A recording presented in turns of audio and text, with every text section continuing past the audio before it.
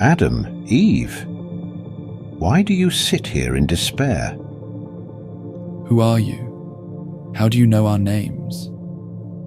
I am the one who has always been. I have known you before you were formed in the dust of the earth, and I have walked with you though you did not see me. My name is not yet known to you, but I am the Son who does the will of the Father. The will of the Father. We failed him. We disobeyed. We ate the fruit he commanded us not to. The serpent, he deceived us, but it was our choice. And now we are cursed, cast out. There is no way back. The weight of what you have done is heavy indeed.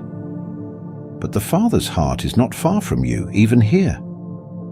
Do you understand why you were commanded not to eat from the tree? The tree of knowledge, the knowledge of good and evil. We thought it would make us wise, like God. You were already made in his image, Adam. You and Eve were made to reflect his goodness, his creativity, his love. But the serpent tempted you with a counterfeit wisdom. It was not knowledge you sought. It was control, to be like God, but apart from him. And now all is lost. We are separated from him, from his presence, from the garden.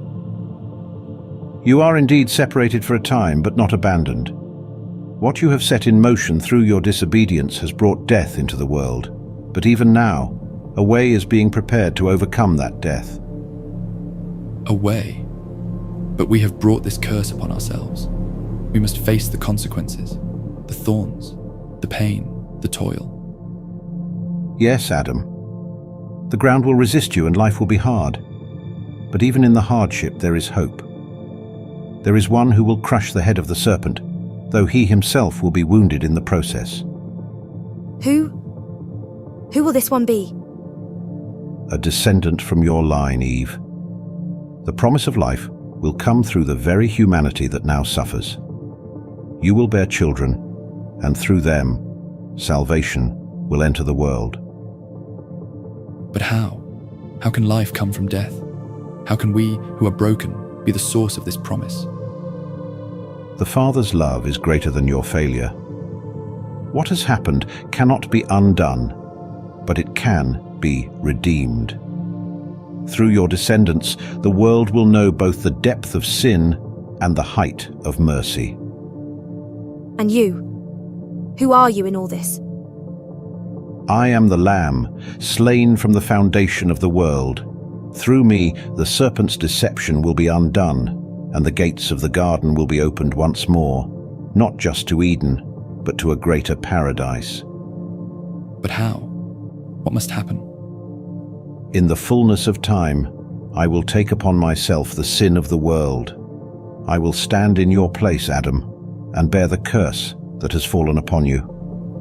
I will endure the thorns, the pain, the separation from the Father, so that you and your descendants may find a way back to him.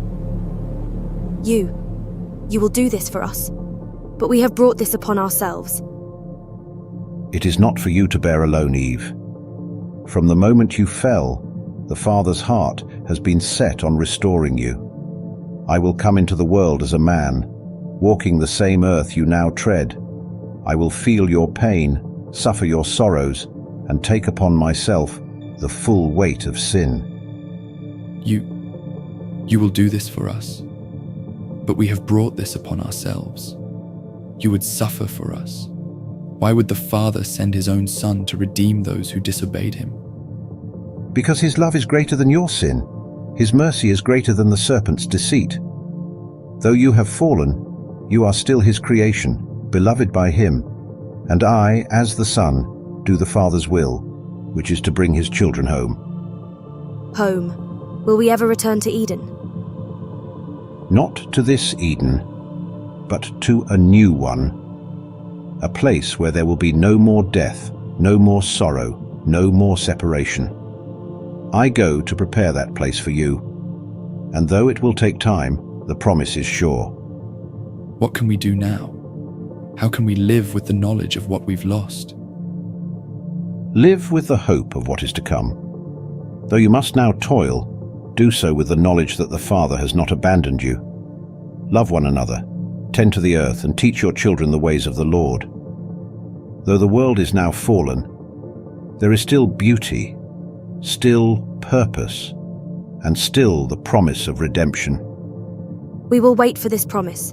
We will remember your words. The road will be long, but I will be with you, even when you cannot see me. And one day, when the time is fulfilled, you will know me fully. For I am the Alpha and the Omega, the beginning and the end. We will carry this hope with us, though the days ahead may be hard.